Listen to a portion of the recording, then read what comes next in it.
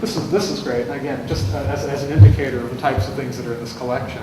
A Cherokee folktale told by a Cherokee storyteller, illustrated by a Cherokee artist, and brought out by Dial Press, a major New York publishing house. You know, again, this sort of thing happening in the second half of the 20th century, the late 20th century, just wouldn't have happened in the early 20th century or before. And Augusta Baker and the work she did in New York in the 1950s and 60s is really a part of that shift and that change.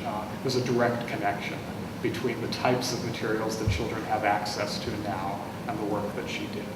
Jumbo, Jumbo, Jumbo, son of Jumbo, Jumbo, son of Jumbo, Jumbo, Jumbo, Jumbo, Waitoto, Jumbo, Jumbo, Waitoto, Jumbo. If WikiLeaks had come to me and said, we offer you all these documents and we're giving you this tape, I would have, as a journalist, I would have taken them. And I would have, we would have, if I was at a news organization, we would have wrestled with, what to do with them. We would have gone through them, tried to figure out what was newsworthy. We certainly would have accepted a leak like this. These are real documents that reveal real information. It's hard but not impossible to prosecute news organizations for printing things. And I suppose there's a couple of novel legal ways you could go after WikiLeaks or even after someone who publishes them, but there's also a huge political cost to that, and it looks like the government looks like it's trying to cover up the truth. We found a document. The Polish government was so excited about all this, and the Polish government found some documents, and one of them said of his injuries, they had all these listings, which is amazing because Warsaw was burned to the ground. So the fact that there actually were documents, and some of it was oral history from the few who survived, they were raving about their unit, and it turned out some of the things were about my dad, so that was really incredible for me to be able to piece it together. But they gave a date, and they said, we have the dates of your dad's injuries. There was one date, he said, oh, that date's wrong. I think it was like 22nd, 23rd, and sure enough, like a month later, the Polish government gave me a new document. They said, we made a mistake. And I'm like, uh-oh, don't tell me it's September 23rd. He goes, you're right, how did you know? And so it's amazing, his memory. Even if you're using social media, you have to have good content, you have to have interesting content, your videos still have to be videos that people are going to want to watch, your podcasts still have to be ones that people are going to want to listen to, so you're competing with a lot of people. The cost to do this stuff may be less expensive, but you still have to be smart about it. You guys are the future, and you guys are the ones who are going to be running the agencies and the PR firms and probably the top Fortune 500 companies in the world within the next 10 years. Think about that for a second. It's true. But in the meantime, push yourself. Don't get into the same rut. Don't get into things that you do every day. Do things a little bit differently. Go on a trip across the country. Go to a foreign country.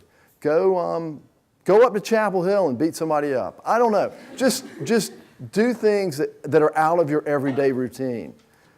Just do things that are pushing yourself a little bit. Because when you do things that are out of your routine, you learn and you really grow as a person.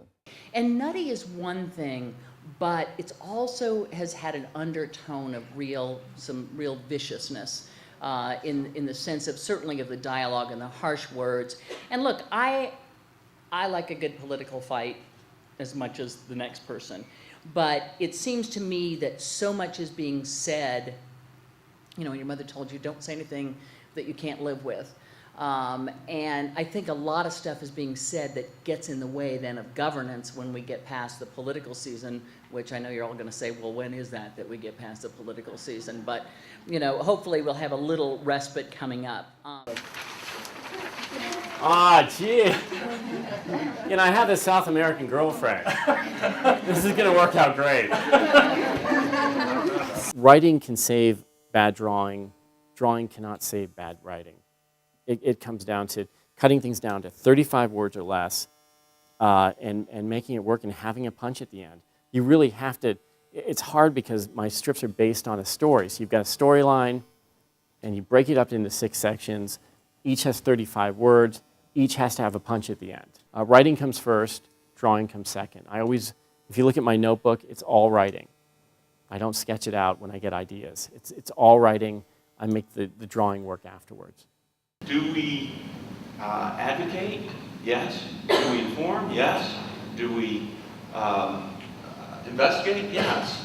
And it depends on which vehicle we're using at the time.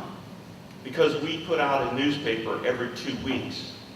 Our newspaper isn't really news, but our daily news product is. Libraries keep us safe by providing a place where information stays, where we can go to use it, where we can go to construct it freely, where we can read what we want. And this is why our institutions are instruments of democracy, because they keep us safe. My premise is that both people and communities reveal themselves by what they want. In libraries, every informing act addresses the complexity of wanting something that can never be fully sated, that can never be fully sated.